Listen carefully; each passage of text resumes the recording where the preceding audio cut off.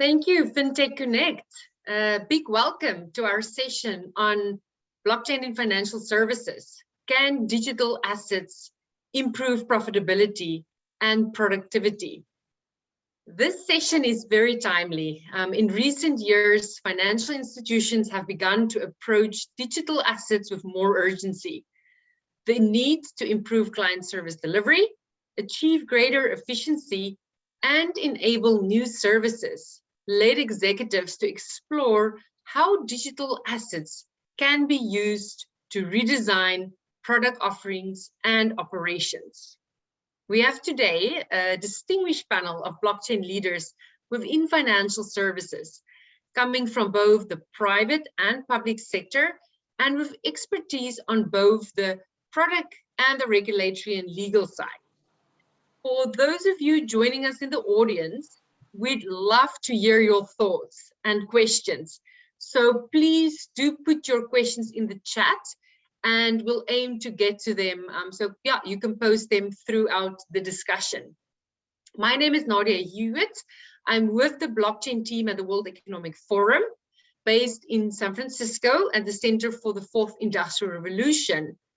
At the center, our mission is to facilitate the co-design, testing and scaling of governance and policy frameworks to maximize the social benefits and minimize the risks of advanced technologies, including that of blockchain technology. I'd love to turn to each of the panelists for an introduction.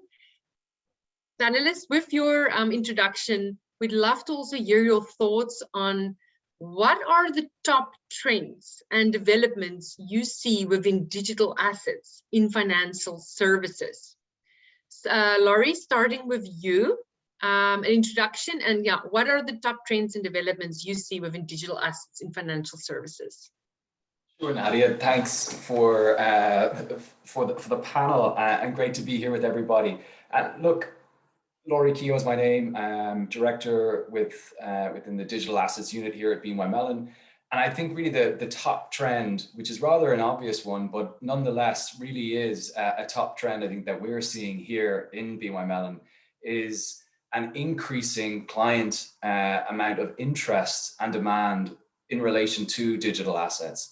And that is across all the different parts of BNY Mellon. So it's across the enterprise, and it's also across our different client types and segments. So whether that's asset managers, asset owners, corporates, and startups. So I think increasing client interest for me is a top trend.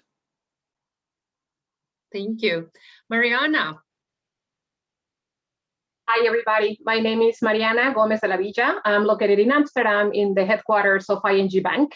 I lead the blockchain program. It is a program which means that it's composed by several initiatives that we actually believe we can withdraw some impact in.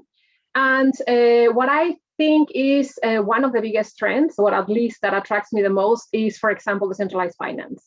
I'm also having the opportunity to work closely with you, Nadia. So I'm really happy to see you in the panel and moderating this panel.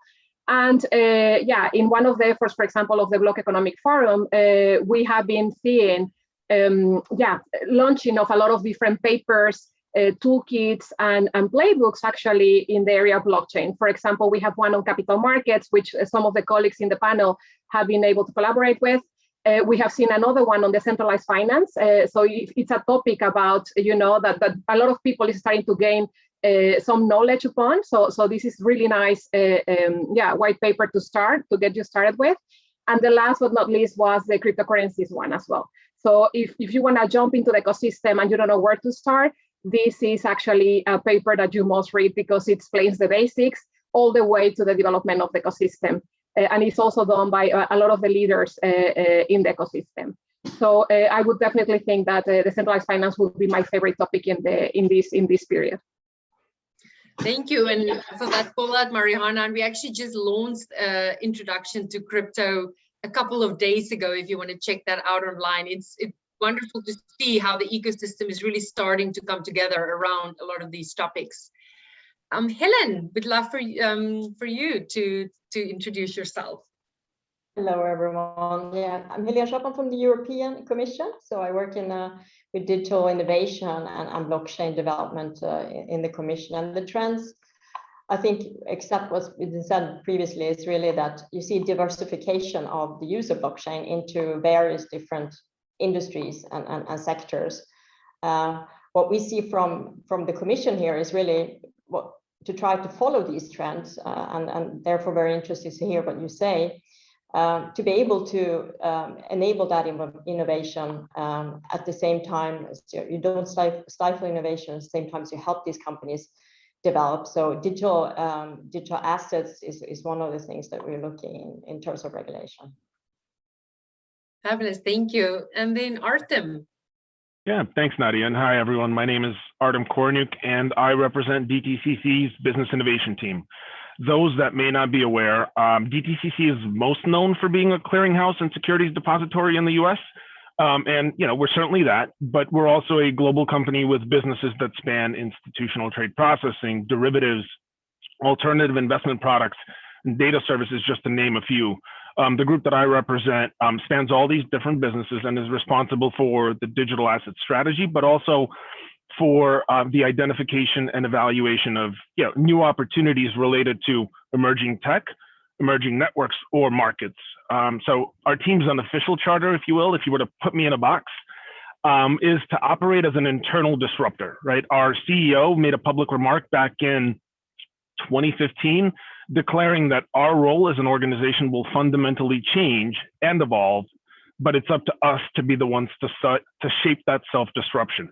That's been kind of our unofficial charter, and that's been something that's been motivating us and pushing us forward in kind of everything we do around business innovation. That's if you were to put me in a box. Now, in terms of trends, feel a little bit awkward following Helen with this one, but there's a number of macro trends that I'd call out. I'll go with kind of an easy one, but and it's the fact that as of recent, it was actually the regulatory and policy making community that's been driving the latest trends in resurgence in enterprise attention and focus on DLT. Typically viewed as prudently slow to evolve rules and introduce transformational change into markets. The recent, acknowledgements of public blockchain, pushing the envelope with their work around CBDCs and stable coins have really started to shift mental models of senior executives across traditional players. The demand for cryptocurrencies has been there. The DeFi movement has been there. I feel like it's the regulatory legitimization of this narrative has actually opened up people's minds to start considering these evolving ecosystems and how they can shape our traditional markets. Interesting. We'd love to hear what Usman and Helen thinks about that perspective later. But Usman, your introduction, please. Yeah, no, thanks for first and foremost having me on this panel. So just by way of a little bit of background, my name is Usman Sheikh. I'm a partner at Gowlings. We're an international law firm. I head up our blockchain and smart contract group. We have probably about 40 to 50 lawyers now in this space across our global international platform. We represent banks in this space, stock exchanges, crypto exchanges. We represent some of the co-founders of Ethereum, which was actually just invented about 2 streets away from where I am.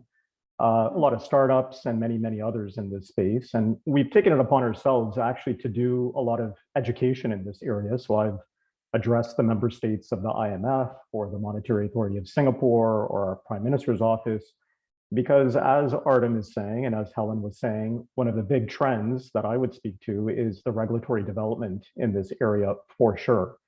And so one way or the other around the world, and certainly in Canada, we've seen that as one of the critical developments in this space. And I know, Nadia, we're going to talk about this a little bit later, but this has really resulted in around the world, including in Canada, the recent emergence of things like crypto investment funds. So we actually have in Canada now closed-end funds and ETFs in Bitcoin, Ether, and other areas because of these regulatory developments, whether it's through proactive steps by our regulators or through litigation. We are also seeing regulatory frameworks developing. For example, our own Canadian securities regulators have developed a whole new model for things called crypto asset trading platforms, otherwise known as crypto exchanges. So definitely regulation and legal certainty has been sort of the name of the game of late. And that's certainly something that we're seeing shifting on a day-to-day basis in this area. Love that. At the forum, I was speaking to a minister the other day, not too long ago, and he was explaining to me their approach with blockchain, in that with many other emerging technologies in the past, he felt governments have been taking, in his words, the escalator, while private sector was taking the elevator. And he said, like, at least his approach from his country and in the region, they've been trying to change that with the public sector joining the elevator or actually taking the elevator, which I thought was such a good way to explain that they are creating that enabling environment. Can digital assets improve profitability and productivity? I want to start with those of you who works more on the product side of digital assets. So Mariana, ING is working on a number of blockchain initiatives to improve processes and client service offerings. What is the value ING aims to capture through these various blockchain initiatives underway? In the beginning, I think, Nadia, back in the day, 2016 or something like that, when we started exploring the technology, we thought, it might be able to bring, for example, certain efficiencies. So we start measuring, indeed, as you mentioned, some of the projects and some of the initiatives that we have launched to production. And we did see actually that those measurements and those proof of concepts were driving some efficiencies in some of the value chains. For example, one of them that I can cite is in the trade finance, right? When you digitize a letter of credit, we, for example, measure the efficiency increasing, for example, the trade itself by 33%, right? So the traders were able to be more efficient doing their job by 33%. For example, the role that we play and the amount of time that we had to increase to complete a transaction went down from 3 hours to 25 minutes. So you start seeing that indeed only by changing and by digitizing part of that customer journey would already bring some reduction of time, reduction of processes, or more efficient processes to achieve operational excellence.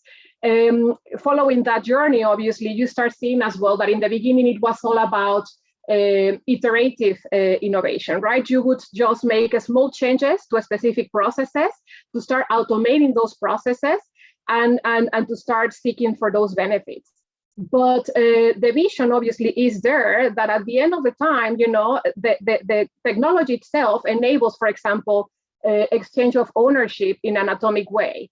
That's something that at this stage in a lot of ecosystems we do not have.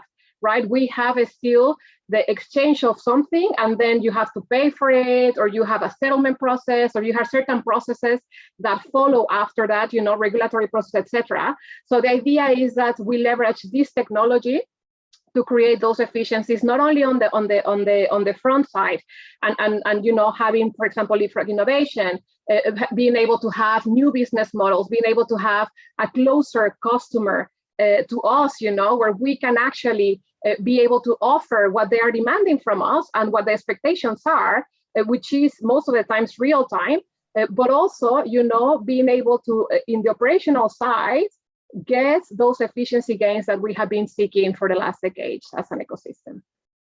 Yeah, no, those are great examples of processes within the customer journey that you've improved. When you say when you talk about the improvement done from, I don't know, was it 3 hours to 25 minutes or so, it's sometimes difficult for those on the outside to distinguish which of those benefits came from just digitization and which of them came from using blockchain in the digitization process. Not sure if that's even something that at the end of the day matters, because blockchain is one tool within the wider, tech stack. But any thoughts on that, Mariana? Yeah, it's not obviously the automation of the process what matters, right? It's also the fact, for example, that you can increase the security, because that something that you have put on the ledger it's final, right? And sometimes, for example, as well, it can increase the safeness of the transaction, and the fact that regulators such as my colleagues can observe and can follow, and we can actually monitor transactions real time. I mean, the process obviously was one that was screaming to be improved, right? Because we used to do all these trades in paper, so we obviously put all these on a digitized way. But other technologies, if you think about it, might enable, that, for example, if I take a picture of myself and I send it to you, I still have the copy of that picture, so not all the technologies enable this instant exchange of the ownership and the fractionality and all these different values, right, that it brings to a specific use case, like is in the case of trades. Yeah, thank you. That makes sense. So, Laurie, BNY Mellon launched and announced earlier this year the formation of a new digital assets unit. What is this unit aiming to achieve, and what type of solutions will it be working on? Yeah, look, I'm really proud to be part of this, the digital assets unit, and part of a global team. We have over now, I think it's 25 fully dedicated folks as part of that team, and over 100 people across the enterprise working on digital assets. So it's a big commitment that the bank is making in relation to digital assets. And it just goes back to that first point around the reason why we're doing what we're doing is based on the amount of client interest in relation to this emerging asset class. So really the points that I'll touch on here, I think it's to go through the kind of the why, the what, the how, the who, and the when. But the why, look, it really is why we're doing what we're doing is geared around, a couple of years back, a client looking for digital asset custody in relation to digital assets is interesting. But what we've seen over the last kind of 24, 18, 12 months is this increasing and frequent drumbeat of information from our clients in relation to the services that we can provide, the services that they're looking for. And I think a big part of this is, and I'm sure it's the same for everybody on this call, is that I think really what our clients are looking for is a trusted partner. They're looking for an advisor in relation to digital assets. So, how do I begin my digital asset journey? How do I purchase crypto? How do I custody it? How do I then move it from point A to point B? What are the risks associated with it? What are the regulators saying? And these are all the conversations, I guess, that we're helping our clients go on in terms of that journey. So I think the why is the client demand piece, but looking at the kind of the who and the how, really the digital assets unit is the response to meet the client needs across the bank. So I am a small cog as part of a global initiative to work with our clients to go on that journey with them.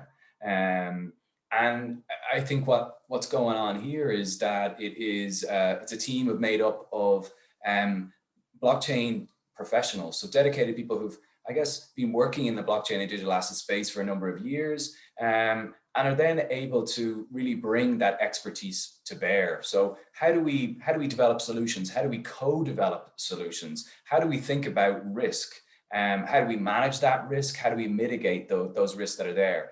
And and once again, what are the operational considerations? I guess moving to a market which is 24/7.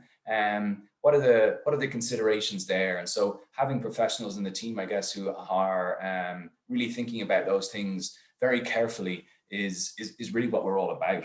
I think the what piece, I guess, what we're seeing from I guess what we're doing in the digital assets unit, first and foremost, our goal for the end of the year is to have a custody solution up and running, pending regulatory approval. But that really is the initial focus of the digital assets unit. But we receive a lot of queries in relation to tokenization. And I think, seeing Mariana and I've been on calls like this, I think over the years as well. And tokenization for me was something that was a kind of a big deal a number of years ago, and then it kind of went away. And I feel like it's coming back in a big way. I think companies are far more open to exploring how they'll work together and the role of tokens in these new ecosystems and new business models and operating models. I think we're also seeing requests for services in relation to fund services, so fund administration and accounting. So the folks who set up crypto funds, they still need accounting services. They still need transfer agency services. So that's another area. I think also we look further out, and DeFi is something that comes up with their clients. They're asking us about it. That's probably on the back of Nadia, your great work, and Mariana and your colleagues on the paper that you've recently written. But it's really important that you guys do those things, because it helps to really shine a great piece of research on this area, and it helps to, I guess, push the conversation on. It's not just a fringe activity. Actually, what we're seeing is this is a significant trend. And what does it mean? And I think from a BNY Mellon perspective, when it comes to DeFi, what we're really interested in, and we're talking to clients about this, is ultimately, what's the technology at the heart of this that is enabling this matchmaking and linking lenders to borrowers seamlessly? How is that working? And how do we then look to develop solutions harnessing that technology with our clients, or co-develop solutions with them? So for me, and I think it's an interesting one, where is it a case of CFI or centralized finance versus DeFi?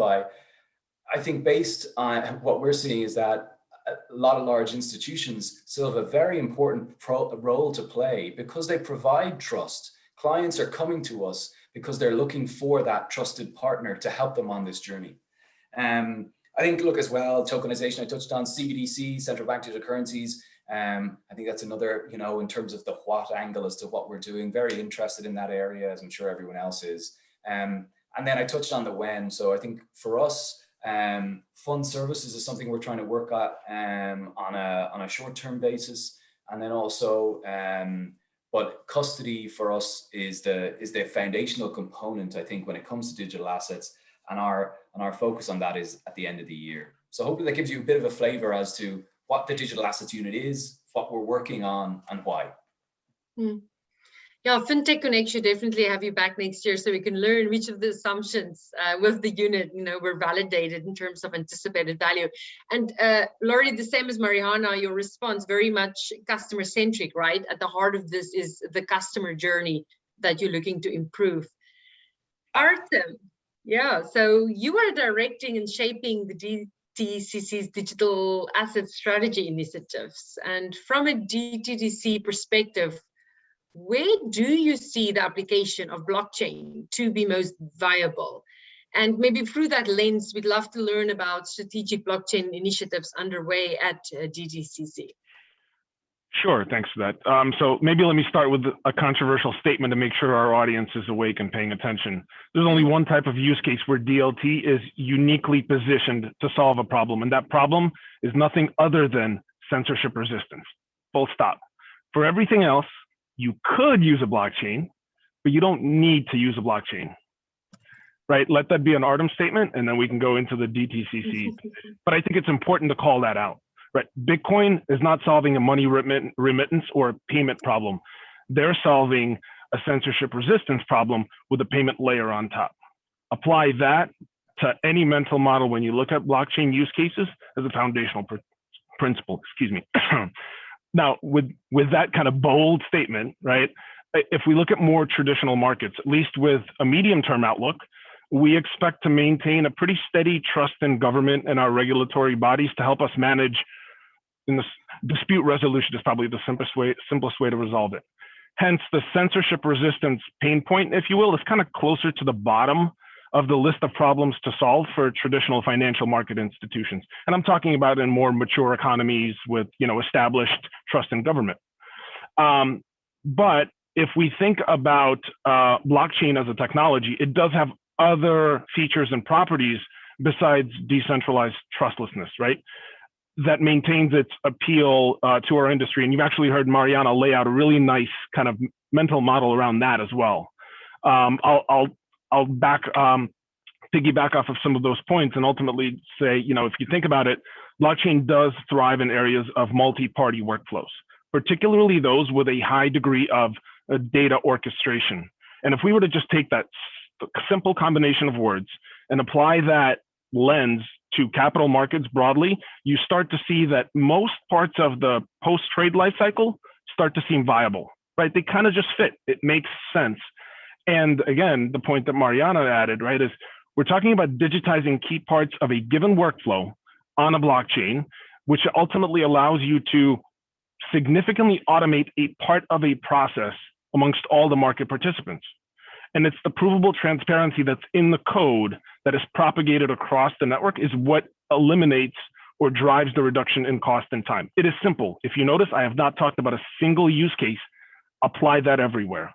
Period, full stop, nothing else. Now, the one thing that I'll build on, right, is just kind of with that narrative is a better question can also be of where to start. And there's kind of two ways to approach this, right? You can start with white space, areas where there are multi-party workflows, of course, but also highly manual processes, typically with no central intermediary. This gives you an opportunity to build something new, change the process, and not really face strong resistance either from competition or a highly ingrained pre-existing standardized process. We tend to think standardization is good, not if it's crappy standardization, right?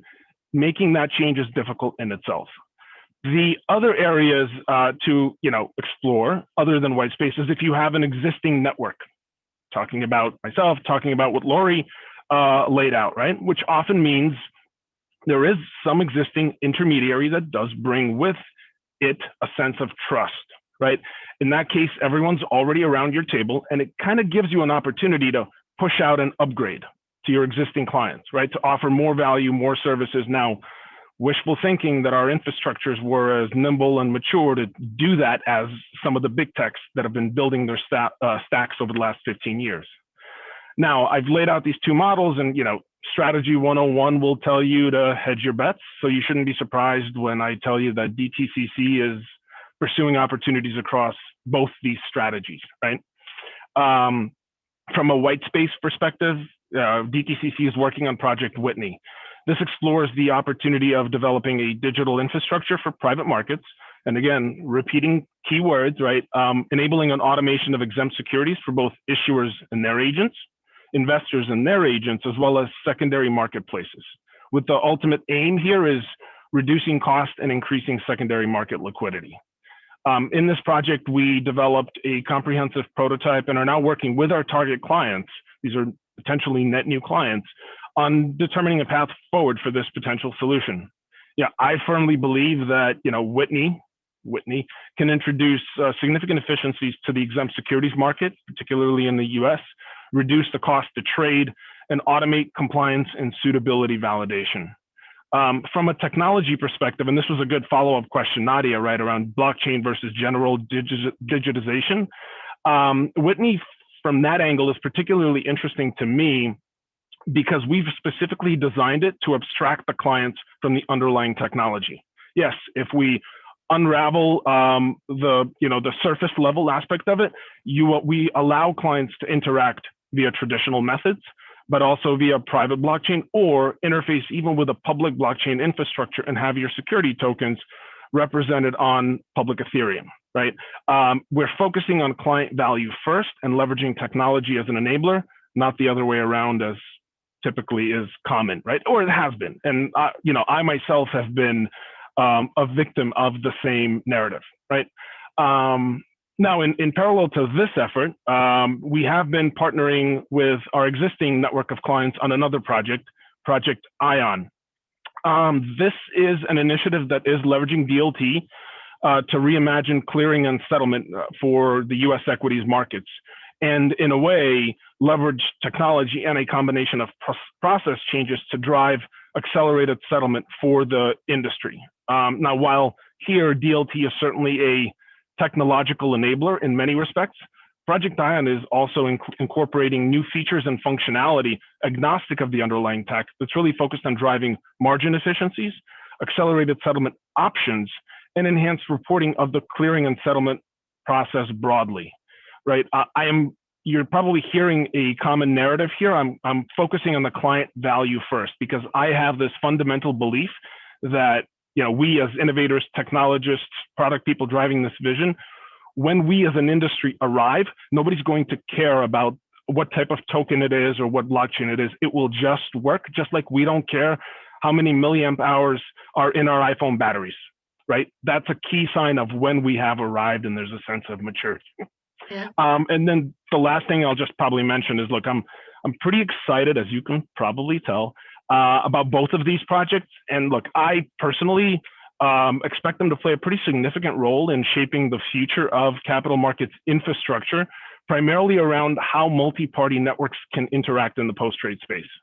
If there are questions, comments on any of these initiatives, I welcome your questions, or feel free to reach out to me offline. It's very encouraging to see DTCC as, the world's largest security settlement organization doing such active blockchain exploration. I mean, I think it speaks really strongly to the potential value of blockchain. And as you've pointed out, Artem, even as you modernize the way that you do things, that it can get tricky, right? Because blockchain and tokenized assets can also disrupt the role of DTCC. So really looking at how can you be that internal disruptor. Before we go on to the legal and regulatory landscape side, we're going to do a deep dive on that with Helen and Usman. I want to take one of the questions from the audience that speaks to the value of blockchain. Question for any of the panelists who wants to answer this. Can you talk about how blockchain technology can protect client information and data? Mariana, I know you speak a lot to protect data protection. Yeah, well, it can actually. There are different types of mechanisms that you can use, and blockchain actually, use a lot of cryptography, right? So there's a lot of cryptographic primitives, as we call them, that can enable that privacy, data privacy, and data confidentiality, even if you are, for example, on a public blockchain.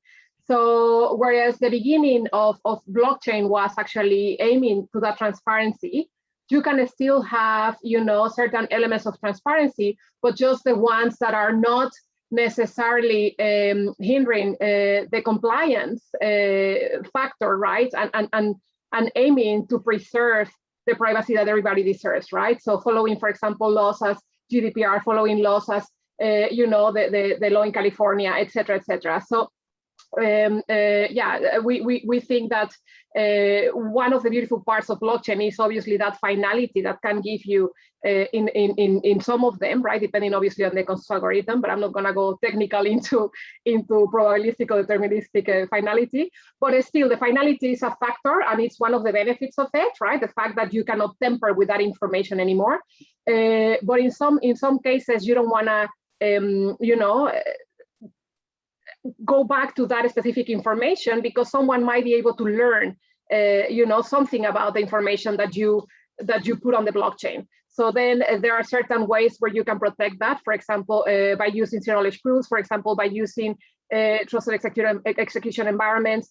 For example, by using different type of multi-party computation. By using different type of cryptographic primitives. So I don't know if that answers the question, but yeah, it can definitely help you reaching that transparency and having the data without being tampered with.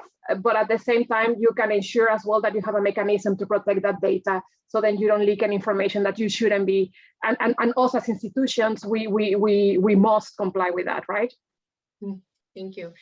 Helen and Usman, so we know that without a clear playbook for regulatory compliance, and generally agreed upon principles for the legal standing of blockchain-enabled transactions, that financial organizations are unlikely to make the substantial investments required to fundamentally change processes, many of which we've already heard about from the panelists. So Usman, what are the top legal and regulatory issues that Goldings and partners see today?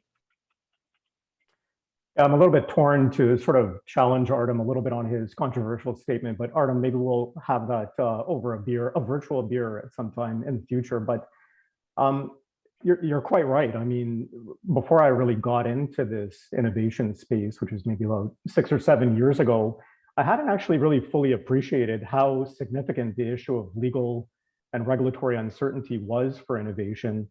And I've now actually seen with my own eyes, having been participant as a legal counsel on many, many projects, including in the financial industry, projects getting time and time again stalled or delayed or even set aside because of this very issue, this legal uncertainty, regulatory uncertainty.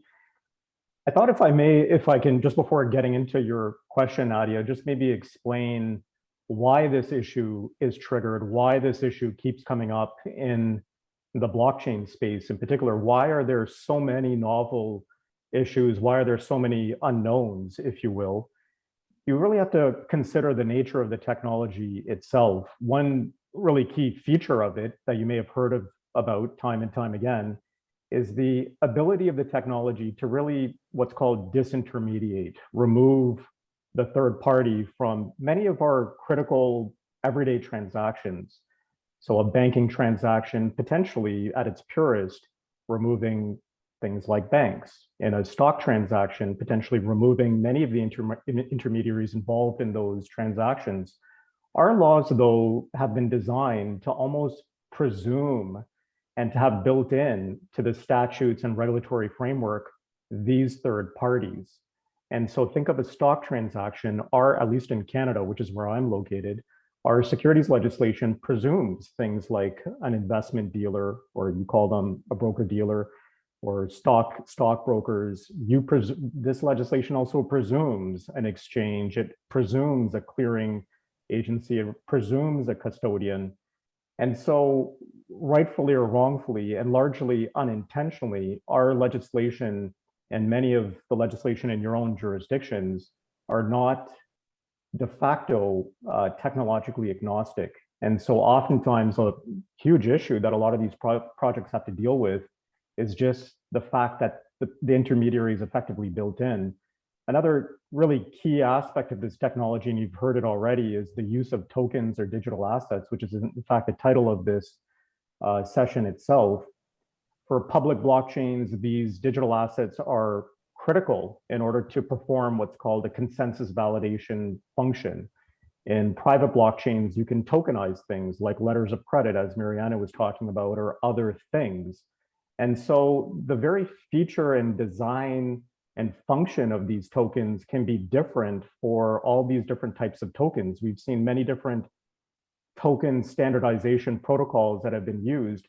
And in fact, their function can also at times change over time, which is something else that is very unique and bizarre. So you may have heard of this very famous speech by William Hinman, who was then the director of corporation finance for the SEC, who said that one particular digital asset, which is Ethereum, which again was invented just a few streets away from our office. As a bit of a side point, Ethereum, in fact, left Canada because of this regulatory uncertainty and decided to go all the way to Switzerland, where they found that regulatory certainty, at least in their eyes. But what William Hinman said was that this token, which at one point was likely a security when it was ICO'd or initial coin offering, there was a token sale of it, has likely converted in terms of its function to something that is not a security. So a very bizarre thing versus something like a currency, like think of the US dollar, or think of gold, or think of a stock or a bond. These things are much more static, we're far more used to them, whereas these other things called digital assets, their nature may be very different one from the other, a stable coin versus an NFT versus Bitcoin, and their function or their purpose may in fact change over time. So this is what causes a lot of novelty, a lot of novelness, I should say, a lot of really issues of first instance. So really, one of the reasons why I'm really fascinated by this area is that there's really like not a day that goes by that we're not encountering, and Helen, I'm sure you see this in your role as well, a new legal issue time and time again. Don't even get me started about DeFi and decentralized autonomous organizations, et cetera, et cetera. So what are the key issues that we see coming up time and time again? So the first is definitely in the area of securities laws. And one area in particular within that is the legal characterization of these digital assets. What are they? Are they securities? Are they commodities? Are they currency? Are they some of the above? Are they all of the above? And so we have really had to take a deep dive on these digital assets to understand what is their nature. Because a lot of our banking clients say to us, well, if we don't understand what the nature is, how do we custody it? How do we transfer it? How do we know what legal regime applies to these things?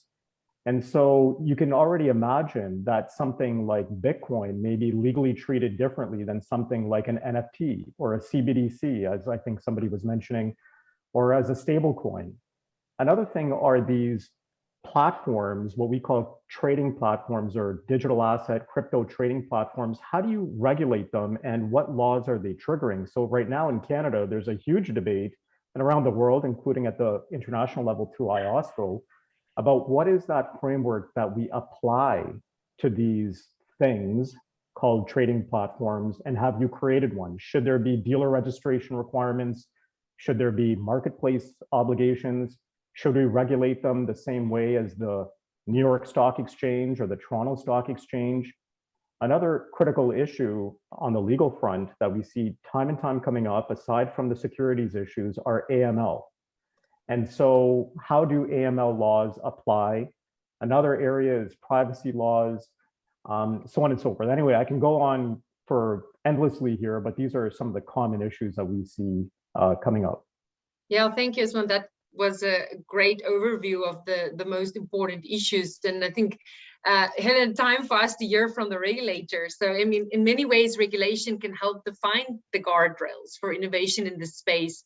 So we'd love to hear what innovation initiatives are the European Commission working on to provide such regulatory and legal certainty? Yeah, thank you so much. I mean, the trick is really here when you listen to everyone in the panel to do this in a timely way. I mean, you should do it not too fast and not too slow, because you see the very interesting business models that are still being developed here and maturing. So what we did is to first set out a public consultation to put the pulse on people out there. When do you think it would be necessary to put in place some regulation? And following that, we did that in September last year. So the European Commission put forward proposals on regulation for marketing crypto assets and also a distributed ledger technology pilot regime. And those regulations will cover not only entities issuing crypto assets, but also firms providing services around these crypto assets, such as those operating digital wallets, as well as cryptocurrency exchanges. But what is interesting, of course, what Usman also said, I mean, the regulatory certainty is important here. And I think one of the things that is the ambition of this proposal is to set out a bit of a regulatory certainty and also definition, terminology. I think terminology is very important here. How you classify things to enable the market players to actually know how to position themselves in what kind of regulatory framework are they operating. So you can have a little bit better outlook in the future for your services. So I think what is also important is to have the certainty and then build in some flexibility around these regulatory proposals. And for the second part here, the DLT pilot regime is to gain evidence for further potential regulatory changes and perhaps create a legal framework for regulatory sandboxes. That would be together with financial supervisors in the EU for using blockchain in both trading and post-trading of securities. So this part of the proposal is there actually to provide this possibility to follow the development in this space and gain experience as you go along, and perhaps feed in future learnings into changes needed in the future of regulation. And it is really a quite new, let's say, way of working in the Commission to both set out legislation and follow the regulation as you go along. So I think it's quite innovative in that sense. So right now we're in the process of consulting everyone on this proposal, and it's very, very important to have a very broad consultative process around here. We have lots of workshops with industry, both big and small startups. Very important to get their voice heard in this, so we don't stifle this ecosystem that is in very process of building around different industry verticals. So we want to adopt this swiftly, but we want to make it right to get it fit for purpose, both for European citizens and business, so we can have all these interesting innovations, both in financial space and other industrial sectors that we see developing. So one of the primary objectives of this proposal is the need to tackle fragmentation, especially since digital finance and crypto assets are so inherently cross-border, which is the reason why we present these proposals also as regulations with passporting regime. So I think that hopefully this will create already a little bit of certainty that a regulation is coming, and that you can also start to assess the content of these proposals and position yourself within that and test it against your services and see is it actually going to work. And Helen, my understanding is, correct me if I'm wrong, that these regulatory aspects you're working on, it includes looking at smart contracts. I mean, those are key elements that will improve profitability and productivity and, you know, enabling the programmable assets. Yes, absolutely. I mean, I didn't want to, I mean, Usman is more the expert here, and we work close together also looking at that. But talking about digital assets, obviously, smart contracts come into play here, and we see a need also to further make it clear in that area what happens when you cross borders. You know, we have a lot of countries in the EU, so we're a bit of a playing ground and you know, testing ground also for global, you know, service providers. And there we have identified within this consultation that there is a need to provide some more legal certainty for smart contracts in a cross-border context. But I'm sure Usman can say more about this. Yes, thank you. So any panelists that can give a very concise answer on one of the questions from the panelists, from the audience. How could we use blockchain technology for anti-money laundering supervision? Force everyone to settle on a blockchain. Yeah. Yeah, I just posted in the chat, so I'll keep this to 15 seconds. There's a paper that we wrote on that, so feel free to take a read of it. But you can take a look at different projects in Canada called Verify.me, for example, and others, where there's consortium of parties, including banks, that are now using digital identities and blockchain-based verification to ensure that an individual is properly known and that they are sort of consolidating their resources through a blockchain to even facilitate AML and KYC compliance. So have a read of that paper and feel free to ping us if you have any questions about it. But the answer to the question, I think, is in there. Thank you. So we're coming up to an end here. So much more to discuss, but maybe as concluding remarks, I'd like to ask each of you, I mean, a quick response. Laurie, starting with you, what is your perspective within the financial markets? Will blockchain technology disintermediate financial markets as we know it? Will it simplify operations for leading players? Will it help expand access to markets for small businesses and retail investors? Or will it fade into irrelevance? Just, you know, what the road ahead, where do you see blockchain technology within financial markets go?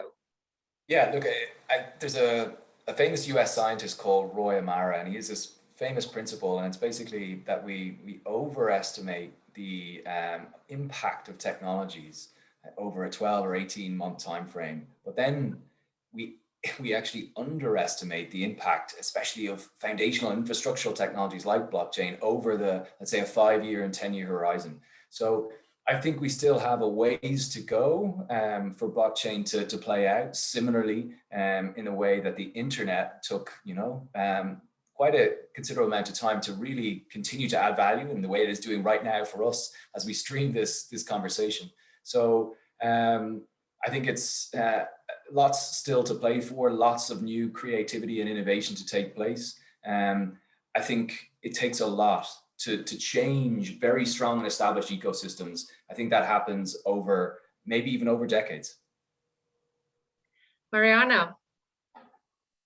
Yeah, I obviously agree with Laurie here as well. I think we are just not, well, we have a long way to go, and we are still starting only to see, you know, the tip of the iceberg on the things that might be potentially available to us, you know, and the way this has changed the expectations of our customers, the behavior of our customers. You know, the fact that they are now seeking to invest, you know, on asset classes that before were not even in top of their minds. You know, the fact that you have people of different ages asking, okay, what is this? How do I get in? How does it work? You know, yeah, this starts to unravel something, but I don't think we have been capable to see yet what, you know. I think it's going to be mind-blowing. All right, Artem, quick, where do you see this go? Yeah, I mean, it's never binary, right? We should remember that technology broadly is deflationary in nature. It's always running down a path towards the bottom, whatever that may mean. I'd like to also call out that if we think about DeFi and at its end state, decentralized blockchain states, they're kind of solving for a very dystopian future. So while I am a big supporter of blockchain, I'd like to make sure that we don't arrive at that destination. So I definitely see blockchain as playing a critical role in the enterprise and financial services to program key interactions between multiple parties within this ecosystem. But I still see a role of, you know, regulators and policymakers managing certain aspects of dispute resolution, that we don't need to decentralize everything for decentralization's sake. The key is to reduce cost and drive efficiency, even if sometimes trusted parties remain. I think that's probably a healthy evolution on a sufficiently long enough time horizon. Anything that goes beyond that doesn't really matter at this point. Usman. Yeah, I think we really have to think of ourselves at almost like we were at the start of the internet. Who would have thought of there being an Amazon, a Google, all of these massive entities that have now emerged in this industry? We now have that in blockchain. You have Coinbase, one of the largest crypto asset trading platforms, just did an IPO for 100 billion valuation. Chainalysis, a forensic blockchain party that did a raise on the basis of a $2 billion valuation. So these parties are really, in my estimation, not going anywhere. In terms of the regulations, I mean, what else is new? We have dealt with evolving regulations since the beginning of securities laws, since the beginning of the AML laws, and our laws will adapt and find a way. So I do think that this industry is here to stay, and it's a very exciting time, I have to say. Helen, best for last. Yeah, thanks. I mean, the most important thing is to make sure that we let the innovation flow and all the creativity that this potential of this technology can bring. I think that we will. I definitely agree with the internet analogy, although you have to sometimes stop yourself and be, you know, a bit more cold hard, because you know, you tend to be over enthusiastic at times, but there's a lot of enthusiasm behind here as well. And I'm sure we will soon see a blockchain-based you know, company in the top stock, you know, highest valued companies. Fabulous. That's a wrap. Thank you very much all for your unfiltered views, sharing insights. Thank you, audience, for your active participation, and FinTech Connect. Brilliant. Looking forward to the European version later this year. Thank you, everybody. Bye-bye. Thanks for having us.